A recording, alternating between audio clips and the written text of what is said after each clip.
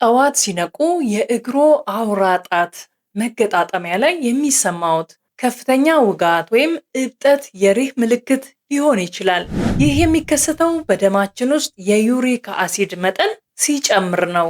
ዩሪክ አሲድ ደግሞ ፒዩሪን የተባለ ንጥረ ነገር በሰውነታችን ውስጥ ሲሰባበር የሚፈጠር ምርት ነው። ማስታወስ ያለብን ዋና ነጥቦች: የአመጋገብ ቁጥጥር: ስጋና የባህር ምግቦች በፒዩሪን የበለጸጉ ስለሆኑ አጠቃቀማችንን መቀነስ ይገባል። ስጋና የባህር ምግቦች የዩሪክ አሲድ ምንጭ ቢሆኑም ብዙ ጤናማ ሰዎች እነዚህን እየተመገቡ በሪህ አይጠቁም። ችግሩ የሚጀምረው ሰውነታችን የሚመረተውን ዩሪክ አሲድ ማስወገድ ሲያቅተው ነው። ለሪህ መባባስ ዋና ዋና ምክንያቶች: ከፍተኛ የስኳር መጠን: ስኳር የዩሪክ አሲድ ምርትን በከፍተኛ ሁኔታ ይጨምራል። የሰውነት ድርቀት: በቂ ውሃ አለመጠጣት ኩላሊት ቆሻሻን የማጣራት አቅሙን እንዲቀንስ ያደርጋል። አልኮል: ቢራና ወይን አልኮል ዩሪክ አሲድ ከሰውነት ሊወጣ እንቅፋት ይሆናል። ከመጠን ያለፈ ውፍረት በኩላሊት ላይ ጫና ይፈጥራል። ዩሪክ አሲድ በሰውነታችን ውስጥ ለምን ይከማቻል? ሁለት ዋና ምክንያቶች ከመጠን በላይ መመረትና አለማስወገድ ናቸው። የጄኔቲክ ችግር 10% ይይዛል። አንዳንድ ሰዎች ምንም እንኳን ጤናማ የአኗኗር ዘይቤ ቢከተሉም በዘር በሚወረስ ችግር ምክንያት ዩሪክ አሲድን የመፍጨት ችግር ሊኖርባቸው ይችላል። ለእነዚህ ሰዎች የሕክምና እርዳታ ያስፈልጋል። ሁለተኛው የአኗኗር ዘይቤ 90%ን ይይዛል። ለአብዛኛው ሰው ችግሩ ከምግብ፣ ከድርቀትና ከኩላሊት ስራ ጋር የተያያዘ ነው።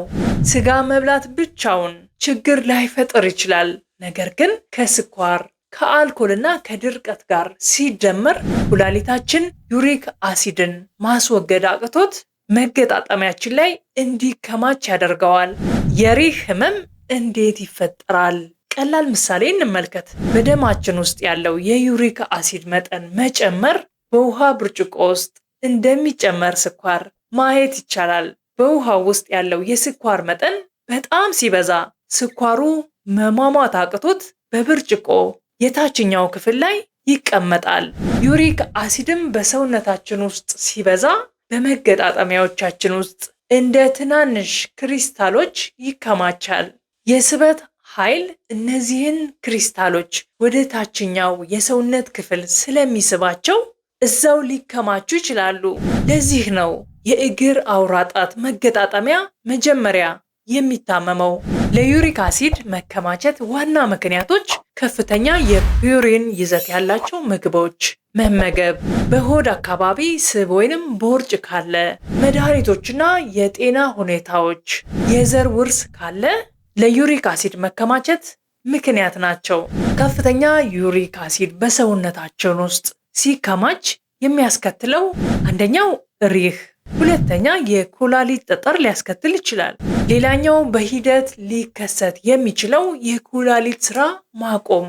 ከፍተኛ ዩሪክ አሲድ በሰውነታችን ውስጥ ሲከማች እነዚህ አደጋዎችን ሊያስከትል ቢችልም ተስፋ የሌለው በሽታ አይደለም። የአመጋገብ ስርዓትን በማስተካከልና በቂ ውሃ በመጠጣት በአጭር ጊዜ ውስጥ ትልቅ ለውጥ ማምጣት ይቻላል።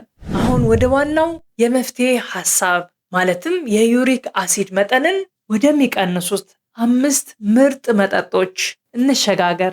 አረንጓዴ ሻይ: አረንጓዴ ሻይ ለሪህ ህመምተኞች የመጀመሪያው ምርጫ ነው። ምክንያቱም አረንጓዴ ሻይ በውስጡ ከፍተኛ የካቴቺን ይዘት ስላለው በመገጣጠሚያ ላይ የሚከሰትን እብጠትና ህመም በከፍተኛ ሁኔታ ይቀንሳል። አረንጓዴ ሻይ በሰውነታችን ውስጥ ዩሪክ አሲድ እንዳይመረት የሚያደርጉ ኢንዛይሞችን የማገዝ አቅም አለው። ሌላኛው አረንጓዴ ሻይ ኩላሊታችንን ቆሻሻ በብቃት እንዲያስወግድ ይደግፋል። ሁለተኛ ስብ የሌለው ወይም አነስተኛ ስብ ያለው ወተት። ወተት ለሪህ ህመምተኞች ክሬማማው ጀግና ነው ሊባል ይችላል። የስኳር አለመኖር እንደ ሶዳና የታሸጉ ጭማቂዎች ወይንም ፍሩክቶስ የተባለውን መጥፎ ስኳር አይዝም። ፍሩክቶስ በቀጥታ ወደ ስብነትና ወደ ዩሪክ አሲድ ስለሚቀየር ለሪህ ዋነኛ ጠላት ነው። ወተት ግን ላክቶስ የተባለውን ስኳር ስለሚይዝ ይህን ችግር አያመጣም። ፕሮቲንና ዩሪክ አሲድ በወተት ውስጥ ያለው ፕሮቲን ኩላሊታችን ዩሪክ አሲድን በፍጥነት እንዲያስወግድ ያነቃቃል። ታሪካዊ እውነታን እንመልከት። ከ100 ዓመታት በፊት ሰዎች የወተት ተዋጽኦችን በብዛት ይመገቡ ነበር። ነገር ግን እንደ ዛሬው የሪህ በሽታ በብዛት አልነበረም። ይህም የሚያሳየው ችግሩ ያለው በተፈጥሮ ወተት ሳይሆን በዘመናዊው የፋብሪካ ስኳር ላይ መሆኑን ነው። ሶስተኛው ጠቃሚው መጠጥ የሎሚ ውሃ። ሎሚ በውስጡ ያለው ቫይታሚን ሲ ለሪህ ህመምተኞች እጅግ አስፈላጊ ነው። አሲድን ማመጣጠን። የሎሚ ውሃ ዩሪክ አሲድን በማሟሟት ክሪስታል እንዳይሆን ወይንም እንዳይረጋ ይከላከላል። የሎሚ ውሃ የኩላሊት ጠጠር መከላከያ። የሎሚ ውሃ ዩሪክ አሲድ በኩላሊት ውስጥ ተከማችቶ ወደ ጠጠርነት እንዳይቀየር ይረዳል። ልብ ሊባል የሚገባው እነዚህ መጠጦች የሚረዱት ከጤናማ የአኗኗር ዘይቤ ጋር ሲጣመሩ ነው። በተለይ በሆድ አካባቢ ስብን መቀነስና ሰውነትን በፈሳሽ ማርጠብ ወሳኝ ነው።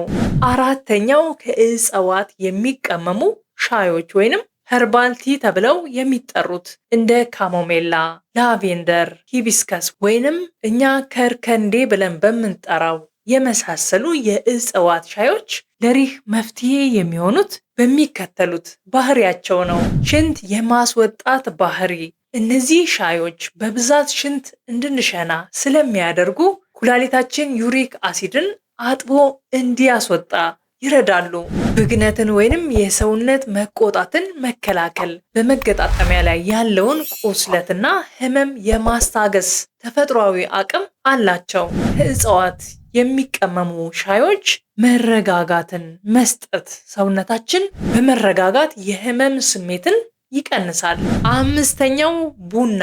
ቡና ለሪህ ተከላካይ መሆኑ ሊያስደንቅ ይችላል። ነገር ግን ጥናቶች ጥቅሙን አረጋግጠዋል። ቡና በደማችን ውስጥ ያለውን የዩሪክ አሲድ መጠን ዝቅ ለማድረግ ይረዳል። በተለይ ቡናን ስብ ከሌለው ወተት ጋር መጠጣት ለሪህ ህመም ይጠቅማል። ቡና በሰውነታችን ውስጥ ያለውን ፈሳሽ ሊያስወጣ ስለሚችል ቡና ሲጠጡ አብረው ውሃ መጠጣት በጣም አስፈላጊ ነው። ቡና በቀን እስከ 2 ሲኒ መጠጣት በቂ ነው።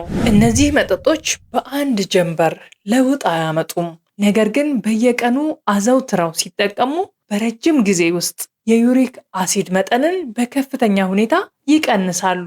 ክብደት መቀነስ። የሆድ አካባቢ ስብን መቀነስ ለዩሪክ አሲድ መቆጣጠሪያ ቁልፍ መንገድ ነው። ከሁሉም በላይ ውሃ መጠጣት ለኩላሊት ስራ ወሳኝ ነው። አሁን ላይ ከባድ ህመም ካለቦት ወዲያውኑ ወደ ሕክምና መሄድ አለቦት። መጠጦቹን ብቻ መጠጣት በቂ አይደለም። ሌሎች ጎጂ ምግቦችንም ማወቅ አለብን። አንደኛ ቀይ ስጋና የውስጥ አካላት ወይንም የብልት ስጋዎች እንደ ጉበትና ኩላሊት የመሳሰሉት በፒዮሪን እጅግ የበለጸጉ ናቸው። ሁለተኛው የባህር ምግቦች። ሶስተኛው አልኮል፣ በተለይ ቢራ። ቢራ በውስጡ እርሾ ስላለው ለሪህ ቁጥር 1 ጠላት ነው። አራተኛው ፍሩክቶስ ወይንም ጣፋጭ ስኳር። ለስላሳ መጠጦች እና የታሸጉ ጭማቂዎች የዩሪክ አሲድ ምርትን ያፋጥናሉ። እደግመዋለሁ፣ ሪህ ተስፋ የሌለው በሽታ አይደለም። ዛሬ ባየናቸው መጠጦችና የአኗኗር ዘይቤ ለውጦች ጤናውን መመለስ ይችላሉ። ይህ መረጃ ጠቃሚ ሆኖ ካገኛችሁት ለወዳጅ ዘመድ ሼር ማድረጋችሁን አትርሱ። ለተጨማሪ የጤና መረጃዎች ቻናላችንን ሰብስክራይብ ያድርጉ። በሚቀጥለው ቪዲዮ እስከምንገናኝ ጤናማ ሆናችሁ ቆዩን።